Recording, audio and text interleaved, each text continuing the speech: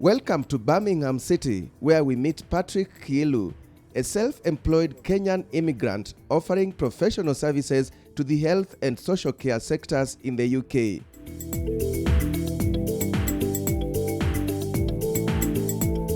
Patrick's journey to the UK started just after his wedding way back in 2002. I came in here with my newlywed wife for our honeymoon, but at the same time I was also coming to prospect. After the honeymoon, Patrick says he went to visit a close friend. It's while here that he got to know about the opportunities available in the UK. So we came in, did a bit of prospecting, and my wife was able to get her paperwork sorted out for working in the NHS, National Health Service in the UK. My wife was a nurse at the time. She had been working at Nairobi Hospital. And whilst here, she spoke to some of her friends and they told her about the many good prospects that nurses had over here. However, while Patrick's wife, Esther, easily got into the system, Patrick himself went through some rough moments. His troubles beginning with the misplacement of his passport at the Home Office. My wife got paperwork under something which was called Highly Skilled Migration Program at the time. And in the Highly Skilled Migration Program, you needed to send your passports and all your documents to an office, Sheffield office. And unfortunately, we sent both me as a dependent and hers to Sheffield. And unfortunately, we are not sorting them out there. So what happened is they sent my passport from Sheffield to Croydon. And in the process, it got lost. So whilst she could be able to do some work, or rather do the adaptation, I couldn't be able to do anything because they couldn't find it. Then came a turning point when his passport was eventually found. Somebody finally wrote me a letter acknowledging that, yes, we have your passport, blah, blah, blah. And then after that, I went to the High Commissioner's office now with that particular letter. And I told them, guys, I need travel documents to go back to Kenya. And then it said, clicked, if I take this travel document to Kenya, I will never come back to the UK because I had already overstayed my stay here. So I took those documents now to the Home Office to tell them, guys, you know what? Please stamp this for me. Say that you are the one who kept my passport and give me the visa. But fortunately, that was the best day of my life. Walked in there. Then, hey ho, checking through the computer, they said they sent my passport. They'd seen my passport after 4 months. So I'd been looking for jobs and every agency told me, we needed to see your passport, you need to see your passport. So I took to this place. One of the agencies which had said, we need your passport. So I took it to them, gave it to them. I said, guys, here's my passport. They said, oh, thank you, Patrick. Now you're ready for work. I said, yeah, fine, I'm ready for work. So as I was walking home, I get a phone call. Patrick, we have a job for you. I said, yeah. So can you paint? You know what I said? Oh, yes, I can paint. Alex, I had never painted in my life. I never used my hands to earn a living. So my first job in this country was painting. Painting, you know, I remember painting the walls of this shop. It was next, you know, and the town was Eastbourne. Before relocating to the UK, Patrick had been working as a senior administrative officer and dabbling as a tutorial fellow at Egerton University after completing his master's degree in environmental science. In the UK, he realized that the market was not ready for his qualifications. He could not get the jobs he wanted and ventured into teaching at secondary level at some point. It's called agency teaching. And, you know, with your accent, the kids are really difficult. You walk in there, nobody really wanted to listen to us at the time. It was difficult managing the classes. I remember the first class I went in, and this black boy had turned and asked me, who do you think cares about mathematics? It wasn't said in a language. It was the words he used, you know, words that you can't imagine a child using in my country. Children respect teachers. Here it is, we are equal, you know. I wasn't so used to yes, please, thank you, because here you ask a child, can you stand up? In Kenya, you'll tell a child, stand up. here at Standard Place. So Patrick had to choose retraining in order to fit into the system. First, he had to undertake a master's degree in social work, which enabled him to begin a new career in social services. As this was not fulfilling enough, he went back to study a course in mental health studies, followed by an MBA in strategic management. With all these qualifications, he was able to get work in the local authority and the National Health Service. When I was working for local authority, I was working for young people with challenging behavior. Okay, in Kenya unajua tunawaita nini? Tunawaita machokora. Okay, this is a beautiful country, my friend.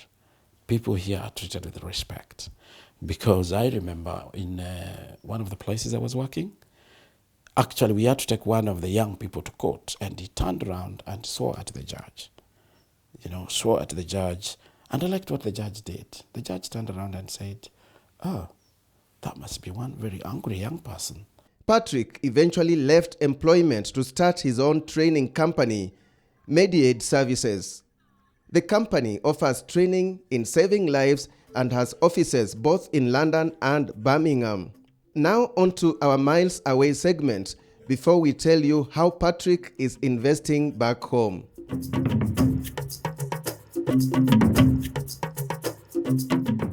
Today on Miles Away, we shift focus to Birmingham City. Birmingham is located in the center of the West Midlands region of England. It has a population of about 1 million, making it the second most populous city in the UK after London. The city's Lord Mayor is Councillor Yvonne Mosquito, who took office in 2018. Birmingham is filled with numerous tourist attractions and landmarks. Aston Hall is one such place. Built in the 17th century, the Jacobean mansion offers beautiful scenery for any event. Other places include the National Sea Life Centre, which is home to over 2,000 marine animals, and Edgbaston Stadium, which is one of the largest cricket stadiums in the entire United Kingdom. Similar to Kenya, Birmingham's favorite pastime is football. The city is home to a number of famous football clubs, most notably Aston Villa and Birmingham City FC. And that's Miles Away. My name is Michael Zimanji.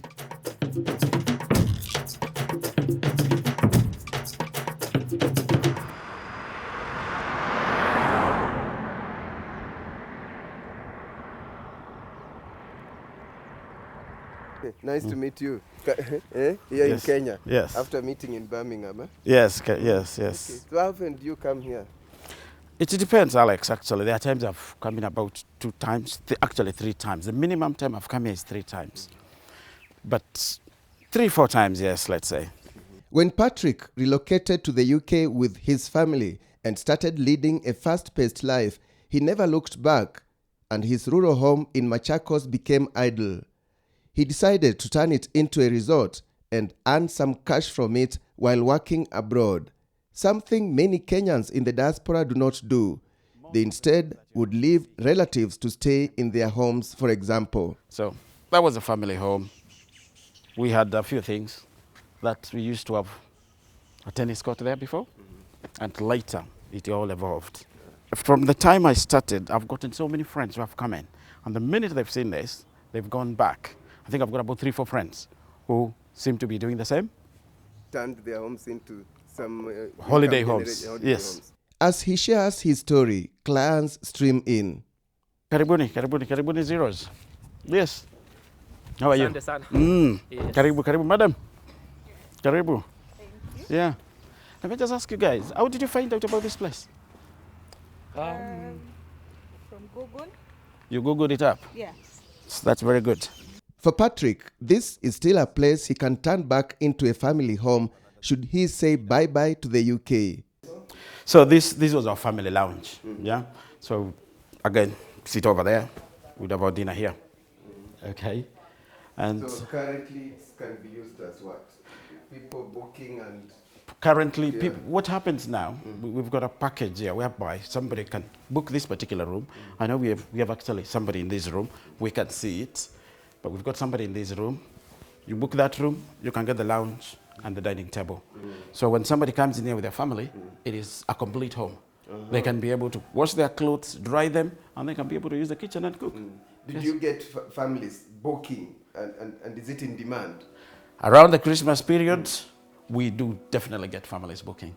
And when they book in, actually we've got another better deal even. A typical client would book for how long? The weekend, mainly the weekend. Okay, especially when it is families taking the whole place. We normally get people coming in, they will come in maybe Friday, Saturday, Sunday. So here, here we have what used to be our family movie theater. And after that, we changed it to become a dormitory. For this one, we only charge 1,500 per person.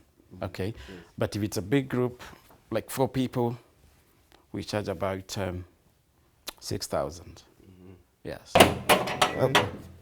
So this is the balcony, and I have spent a lot of good, happy times here. Okay. Nice view. Yes. You see, like, for example, let me tell you, there's nothing as good as the sunset from here.